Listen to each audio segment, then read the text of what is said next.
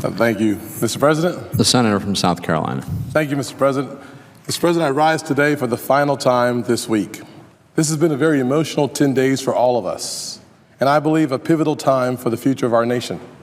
For me, personally, I believe our brightest days are still ahead of us, and I'll tell you why. I'm a kid who grew up in a single-parent household, mired in poverty, disillusioned at times, who nearly flunked out of high school, whose life was changed by a strong, powerful African-American mama and an optimistic, visionary Chick-fil-A operator named John Moniz, who happened to be white. Why do I say this? I think it is incredibly important that while our problems appear in black and white, our solutions are black and white. My life is a testament to God's love, a mother's love, and the love of my mentor. I don't deny that our nation must have tough, painful conversations, family conversations, but I have experienced what's possible when the family talks, and it's really a cool thing. My life story is a story of second chances, a love story of sorts. It's a dark hour in race relations for America. But I bring you hope, real hope. In the Deep South, with a provocative racial history, the voters of the 1st Congressional District of South Carolina, a heavily white district, the home of the birthplace of the Civil War, elected the grandson of a man who picked cotton. I want to say that one more time. In the heart of the South, the home of the Civil War, a majority white district, these voters elected the grandson of a man who picked cotton over the children of the former United States Senator and presidential candidate Strom Thurmond and a very popular governor, Governor Carroll Campbell. I am hopeful because I have experienced the power of a state that has been transformed, the great state of South Carolina. So to my American family, please remain optimistic. On Monday, I discussed the importance of supporting our law enforcement community. I followed on yesterday by asking all of us to also realize that although the vast majority of our law enforcement officers only seek to protect and to serve, there is still work to be done. There is a lack of trust between the black community and law enforcement, one that we as an American family must come together and solve. I believe an old saying is a vital part of finding solutions. The only way to know where you're going is to know where you've been. As I mentioned earlier, part of the rich and sometimes provocative history of America is to point in one of two directions. One is to realize that over the past 240 years, we have had our challenges. Our nation has nearly been pulled apart. But out of the crisis of our past has come the hope for our future.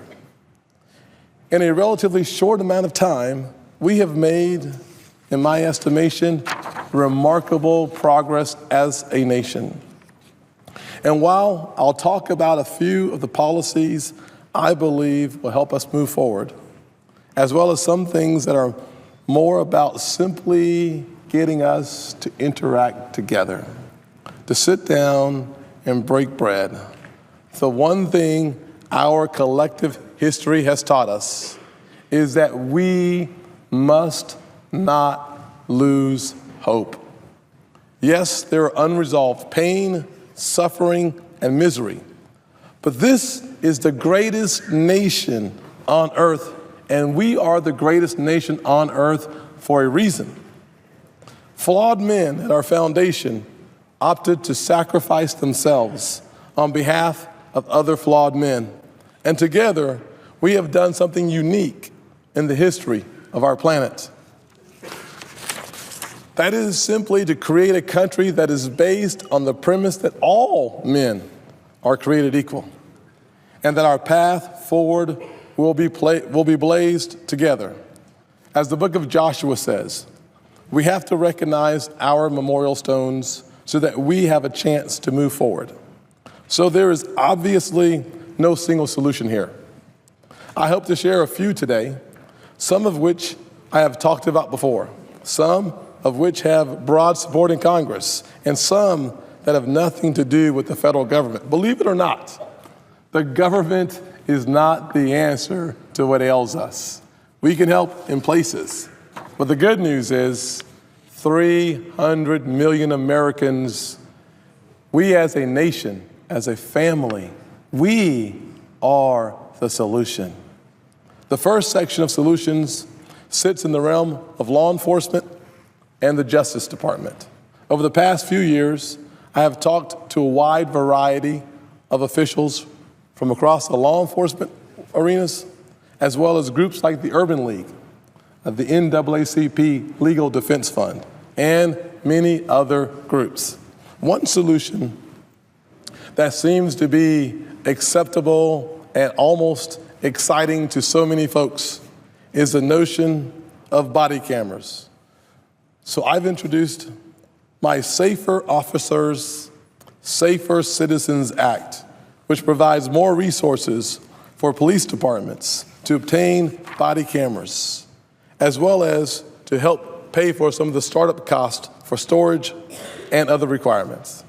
While we know body cameras cannot be the panacea, we also know this: if an officer is wearing one, we have a much better chance of understanding the situation from all sides. This is why so many law enforcement officers and agencies support using them. It's why you're seeing from cities from Los Angeles to New York outfitting their officers with more and more body cameras. I've also introduced the Walter Scott Notification Act, along with my good friend, Senator Grassley. Our system for tracking police shootings, it's not working for our nation. It's a patchwork system not built for the 21st century. So long story short, this bill changes that. Hopefully it fixes the problems. We must know where we are to know where we must go. I'm also glad to see my colleagues in the House, including my very good friend, Congressman Trey Gowdy, starting a bipartisan working group to take a hard look at the relationship between the Black community and the law enforcement community. I am very hopeful that a similar group will start in the Senate.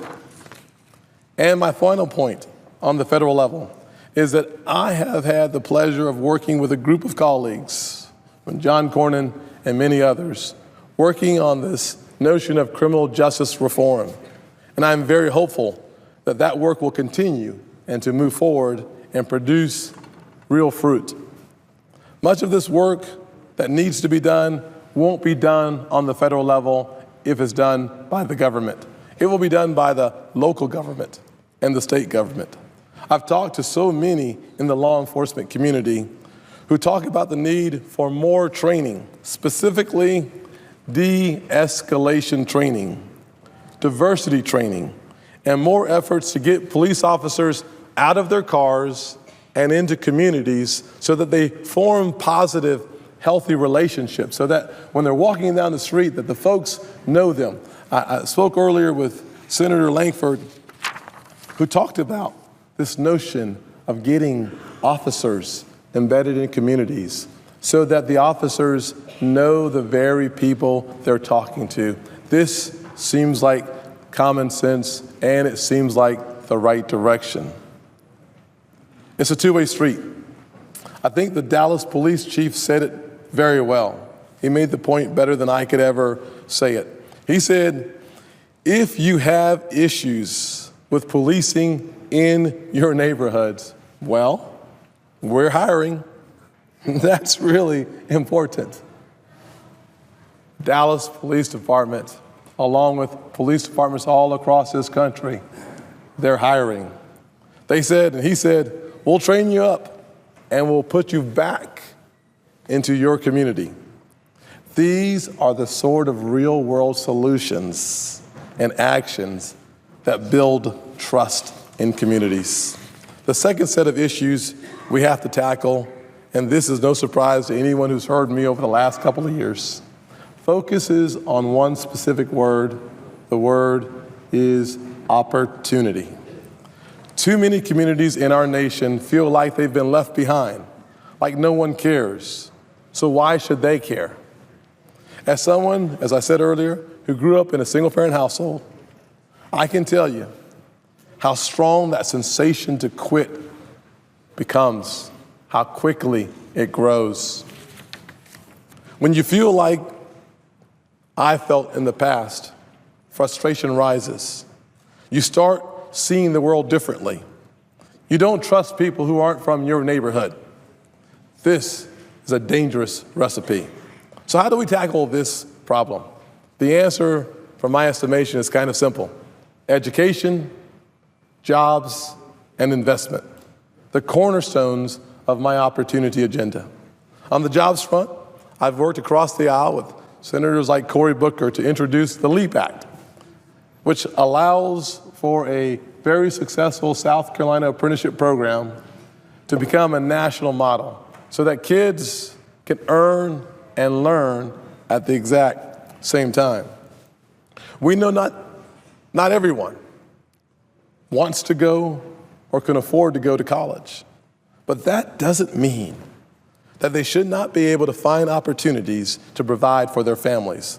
By incentivizing apprenticeship programs, we can help folks see their potential, experience their potential, and live fulfilling and profitable lives. I've also introduced the Investing in Opportunity Act, which seeks to create a path for private sector dollars, not government dollars, but private sector dollars to be invested in distressed communities. We have 50 million Americans living in distressed communities and over $2 trillion of unrealized capital gains just sitting there. We should incent those dollars to be invested in those communities. Finally, education. My good friend Trey Gowdy says that education is the closest thing to magic in America. I think he's right. You can look at our incarceration rates, our unemployment rates, our high school dropout rates, our lifetime average incomes, and they all point to one specific area: educational achievement. Trust me, I'm the guy that just told you I almost failed out of high school. I know this firsthand. For me, the answer is very clear. Give parents a chance to find the best school for their children, and they will, period. And finally, the solutions on a personal level. Again, I turn to Dallas. As I was watching one of the surgeons at Parkland Hospital, he was talking about his feelings towards law enforcement. He was saying that he was struggling the night after the shooting. He had worked all night trying to save the lives of these officers. And he was tossing and turning, torn up on the inside, that he could not save their lives. I can't imagine how he felt. I can't, Dr. Barrasso, a surgeon, imagine how he felt trying to save the lives of men, women who are willing to give their lives for others. I can't imagine. But he was an African-American man. And as he woke up and prepared for the next day, he struggled because he struggled with his personal relationship, his personal concerns with law enforcement. So what is he doing? I think this is instructive for all of us. He said he is making sure that his daughter sees him buying lunch for officers, sees them interacting in a friendly way, because he doesn't want to pass on to his daughter any sense of fear of law enforcement, but respect, appreciation, and affection for men and women who wear the uniform. I've seen it in my hometown of North Charleston, South Carolina. It's an amazing experience. On Christmas morning, dozens of officers with dozens of volunteers show up at City Hall. And at 6 in the morning, these guys, gals, go door to door in the poorest neighborhoods in North Charleston. I've been there with them once or twice, and they knock on the door and they look into the eyes of a little girl or a little boy who's expecting nothing for Christmas. And they hand that child a toy. There are simple ways to bridge the divide between the African American community and other poor communities and law enforcement. Powerful ways, simple ways to make a difference. As I've said a couple times, the government cannot make us get along. We've seen it tried before. It just simply cannot force you and I to take the leap of faith, to try to trust again. You know, the notion of America is really built on the foundation of faith. Faith in each other, faith in a higher calling. If we are to mend the relationships in our family, we will have to do so by looking into each other's eyes, walking in each other's shoes, and listening. Not waiting to talk, but listening. Listening not only with your head, but listening with your heart, so that you hear and feel the pain and the challenges of others. This is a simple commandment from God's word. It's Matthew 22, verse 39, to love your neighbors as yourself. This is not simply a commandment, however. This requires action. You have to do something. Trey Gowdy, Congressman from South Carolina, and I are going to bring pastors and law enforcement officials together in South Carolina so that we can have an honest, sometimes painful conversation about how to move forward together. In Charleston County, I had a chance to speak with Sheriff Al Cannon, longtime sheriff in Charleston. And he simply said that both sides have to come together because this is not a one-sided issue. Senator Lankford and I are discussing a new idea called Solution Sunday, a wonderful idea that Senator Lankford shared with me earlier this week. And we'll talk more about that in the coming weeks. But the premise of the idea is that you have to do more than just go to church together. And we as a nation aren't even doing that very well. But you have to eat together and do projects together. So you'll hear more about an exciting idea, Solution Sunday, in the upcoming weeks. And I'll continue to reach out to my colleagues and my friends who may not look like me, who may have a different philosophy than I do, so that I can understand their hopes, their dreams, and their frustrations. Because listening is so important. And as we look around our nation, it appears to me that we haven't done nearly enough listening to each other.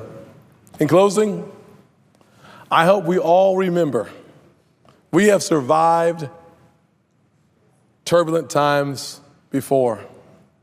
The Civil War, the Great Depression, World War II, 1968, and in South Carolina, 2015. I still marvel at how our state responded to the shooting at Mother Emanuel.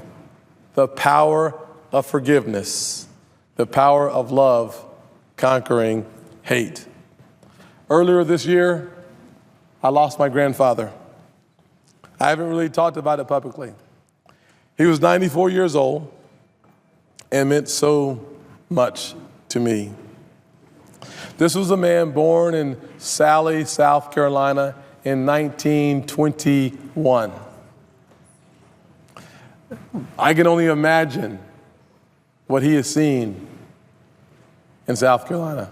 I can only imagine the life, the challenges, and the struggles of an African-American male in the Deep South in 1921, 1931, and the 40s. He didn't finish elementary school. He had to pick cotton. He never learned to read.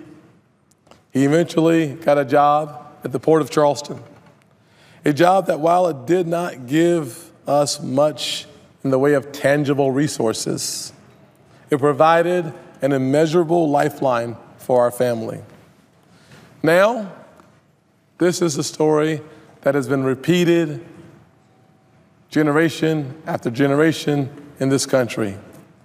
I've heard this story from a very different frame from my good friend Marco Rubio. It's a story of success. It's the story of significance. It's the story of America. My grandfather's grandson, yours truly, is a United States Senator.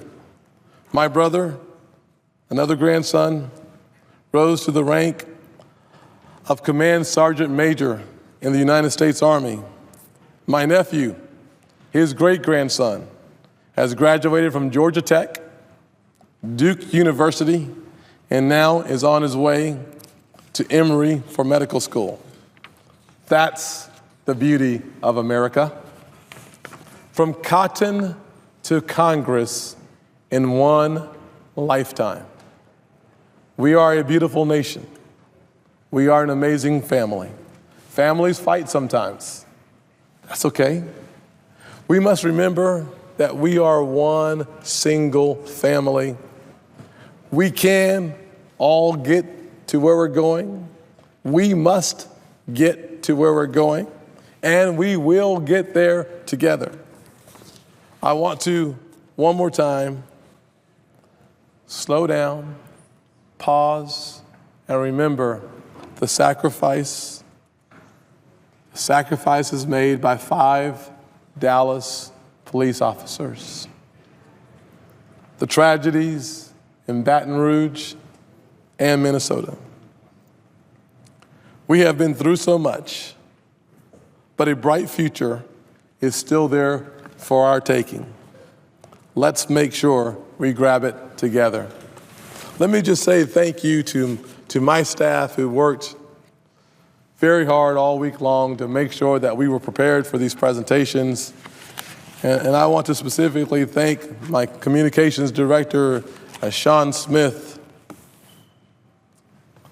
who together helped put most of these words together, helped us work through the emotions, the challenges, and how to frame the conversation that we believe America must have. As my communications director, who happens to be a white guy, my chief of staff, who happens to be an African-American female, as we work together, it reminded me that in the midst of our struggles, our challenges, our difficulties, that I depend on a rainbow coalition, a patchwork quilt, to present my thoughts, my heart to America. We are America. We are Americans. God has blessed the United States of America. Thank you.